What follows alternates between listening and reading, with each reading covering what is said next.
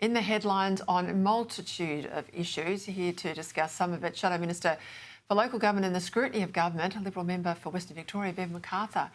Well, Bev, you know, I know you want to talk about the Allen government and how quickly they need to be shown the door, but you are in the headlines yourself today because you've been caught up in this furor that's cost Stuart Smith, the Liberal Party State Director, his job. He has resigned over disparaging comments made about you personally, but also the Women's Council of the Liberal Party. What do you make of this? Well, he had no choice, in my view, but to resign, and I actually told him that. Mm-hmm.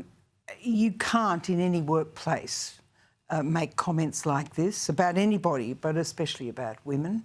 And others that were involved in this should also consider their position. Well, he sees the polling.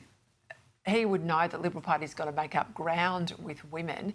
How does he think that sort of behaviour is okay? Well, clearly it wasn't, and he's gone, and so he should be gone. Mm-hmm. But if this culture remains, then it's a problem. There's also a report in The Australian tonight that he signed off on a 6-figure payout, so there's a lot of money out of Liberal Party coffers over allegations. He denies them, but over allegations he was also disparaging about an employee who has since left the Liberal Party. On the back of John Pizzuto and the millions paid there, don't party members have to ask what the heck head office is doing with their money? Well, I think they do, and I think many have tried, and some on the Administrative Committee have tried, as I understand it, to find out exactly what has happened in the case with the staff member that was brought to the Fair Work Commission.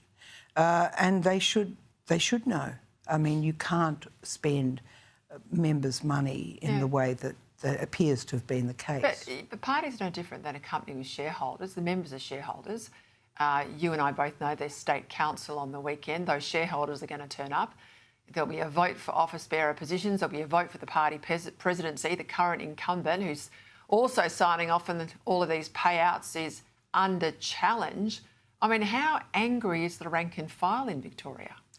Well, we'll see on Saturday, Peter, but from the correspondence that I'm getting, people are very angry. Talk to me about some of the issues in Victoria, crime crisis. I spoke with Brad Batten, and really strong response in relation to bail laws. But when he was asked, would you, as a party, if elected, back in Jack's law, give police the right to use a metal detector wand if they think someone might be carrying a knife? You can do this in New South Wales, it's working well. You absolutely can do it now in Queensland. He sat on the fence. I mean, why can't you support this law? Well, it does seem like a very obvious thing to do, and I'm sure there are many more policies coming out in the area of crime. I've had to deal with several in my own electorate. People want answers, Bev. They're sick of you sitting on the fence. You figuratively, the party.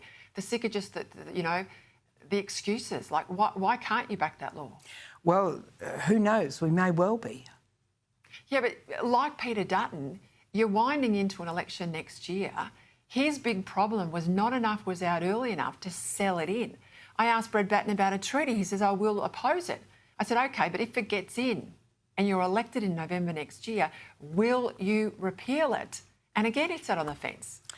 Do you want to see it repealed? If the treaty gets in, Bev McArthur, do you want it repealed?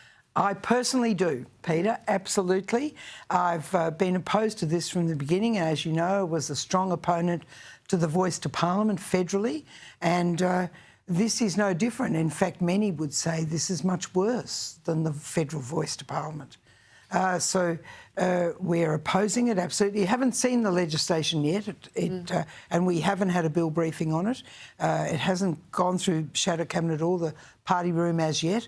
The details that we read about are horrific. And you can't, in my view, develop a separate entity that has so much say and rights over everything, education even, not answerable even to the minister. Okay, can you take a message from my wonderful viewers that are in my ear all the time to State Council and back to your party room next week? Crack on with it, make some decisions and get some announcements of policy out there. I hear you, Peter, and I hear your viewers. They talk to me on a regular basis, and I spend my time fighting for the best interests of not only my electorate, but all of Victoria, to get government out of their lives and make sure we do a far better job for the people of Victoria. All right, I'll leave it there. And if you think she's going to be daunted by an out-of-parted state director's slurs and slings, you don't know the woman I was just speaking to. She's tough. She's from the country.